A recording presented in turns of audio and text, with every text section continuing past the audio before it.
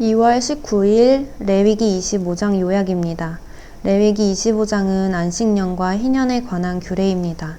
안식년과 희년은 하나님이 선택하신 거룩한 백성이라는 것을 상징적으로 나타내기 위해 이스라엘은 안식년과 희년을 지켜야 했습니다. 안식년은 백성이 6해 동안 열심히 땅을 경작한 뒤 7해에는 땅에 씨를 뿌려서는 안 됩니다. 이와 같은 안식년은 토지의 유익을 가져다 줄 뿐 아니라 모든 생산물이 여호와께 속하며 여호와가 자기의 백성에게 그 생산물을 은혜로 풍성하게 주신다는 사실을 인정하는 것입니다. 그런데 7째 해의 안식년에는 씨도 뿌리지 않고 무엇을 먹고 살까 걱정하는 백성들의 생각을 미리 아셨습니다. 안식년 직전 해인 제6년째의 소출을 평소보다 훨씬 많게 하여 앞으로 3년 동안 먹을 충분한 양식을 주셨던 것입니다. 또한 희년은 수양의 뿔 뜻입니다. 매 50년째 되는 해의 수양의 뿔로 만든 나팔을 전국 방방 곳곳에서 크게 불어 안식과 자유와 해방을 선포했던 데서 비롯된 명칭입니다. 이스라엘 백성이 해방과 자유를 가져오는 해입니다. 희년에 이스라엘 백성은 자기 소유지 곧 자기의 조상에게 분배된 땅으로 돌아갑니다. 희년에는 각자가 물려받은 가문의 토지를 되찾고 종살이했던 자들이 모두 풀려나서 자기 가족들에게로 돌아갈 수 있습니다. 그래서 희년을 맞이하면 한 해 동안 땅은 쉬었습니다. 또 모든 토지와 가옥은 원래의 주인에게 되돌아갔습니다. 종의 계약서는 불살라져 얽매임과 속박에서 해방되어 가족의 품으로 돌아갔습니다. 채권자는 채무자의 모든 빚을 탕감해 주었습니다. 이스라엘 사회에서는 토지를 매입하더라도 영구적으로 소유할 수 없었습니다. 형편이 어려워 땅을 판 사람이 형편이 좋아져 판 땅을 되사고자 하면 언제든지 물을 수 있는 권리를 허용해야 했습니다. 그리하여 토지 무르는 규례에 관해서 일러주었습니다.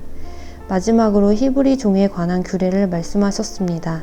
이스라엘 백성 모두는 이집트 땅에서 이끌어낸 하나님의 종들이기 때문에 다른 사람에게 영영 종으로 팔려갈 수 없고 종을 팔려온 자들을 가혹하게 부리지 말라고 말씀하시며 종과 관련된 규례를 말씀하십니다. 그럼 레위기 25장 봉독하겠습니다. 25장 주님께서 시내산에서 모세에게 말씀하셨다. 너는 이스라엘 자손에게 말하여라. 그들에게 다음과 같이 일러라. 내가 너희에게 주기로 한 그 땅으로 너희가 들어가면 나 주가 쉴 때에 땅도 쉬게 하여야 한다. 6해 동안은 너희가 너희 밭에 씨를 뿌려라. 6해 동안은 너희가 포도원을 가꾸어 그 소출을 거두어라. 그러나 7째 해에는 나 주가 쉼으로 땅도 반드시 쉬게 하여야 한다. 그 해에는 밭에 씨를 뿌려도 안 되며 포도원을 가꾸어도 안 된다.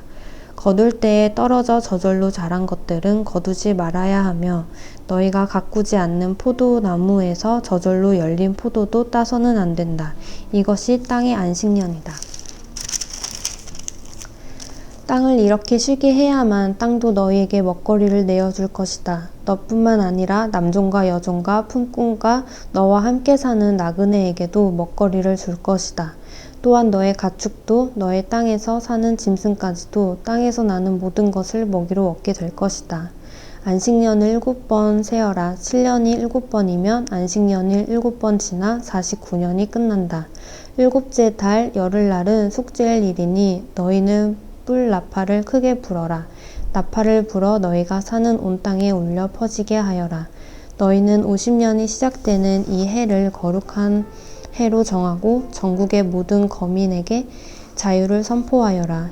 이 해는 너희가 희년으로 누릴 해이다. 이 해는 너희가 유산 곧 분배받은 땅으로 돌아가는 해이며 저마다 가족에게로 돌아가는 해이다.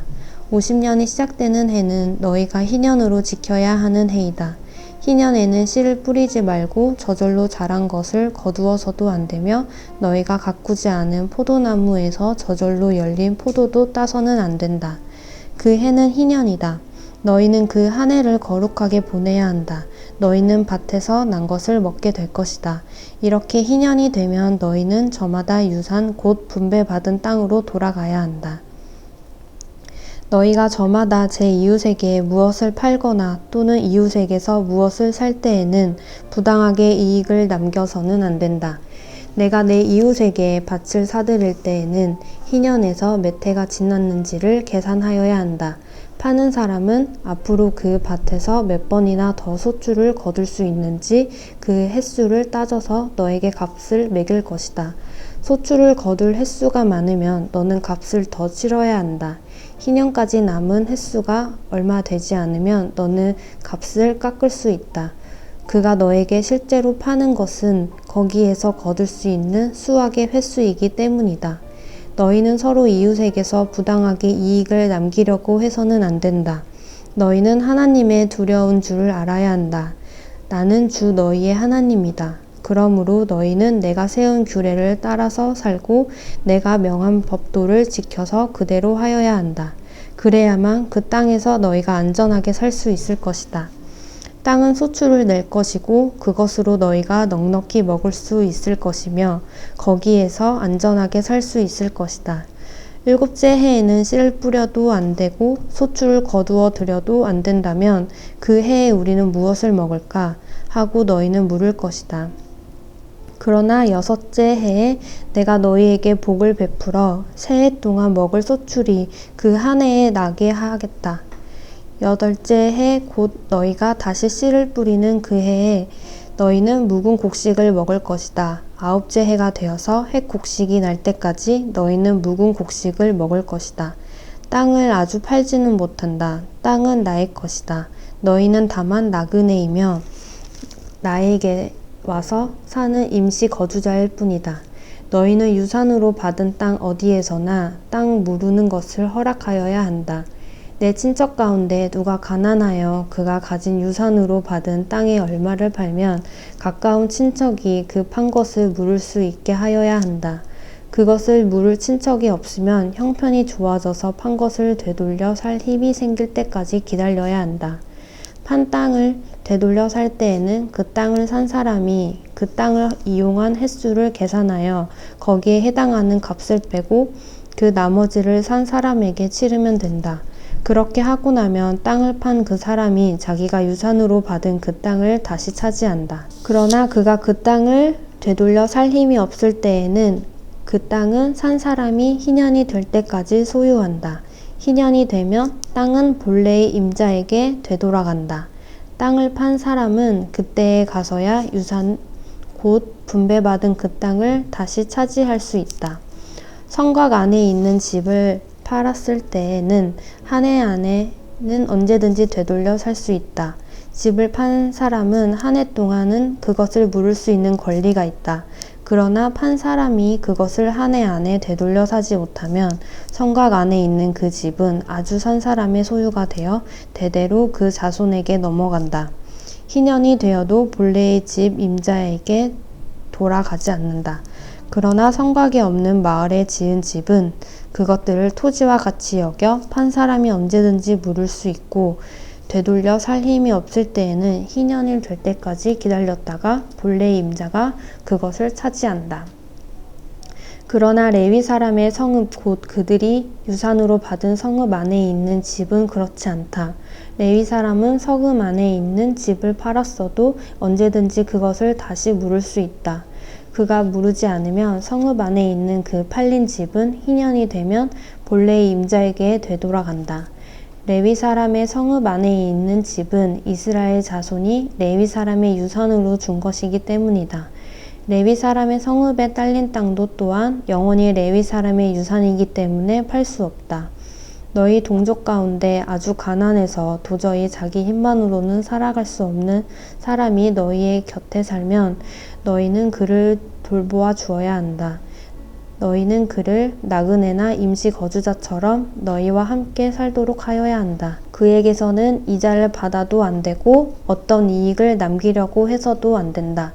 너희가 하나님 두려운 줄을 안다면 너희의 동족을 너희의 곁에 데리고 함께 살아야 한다.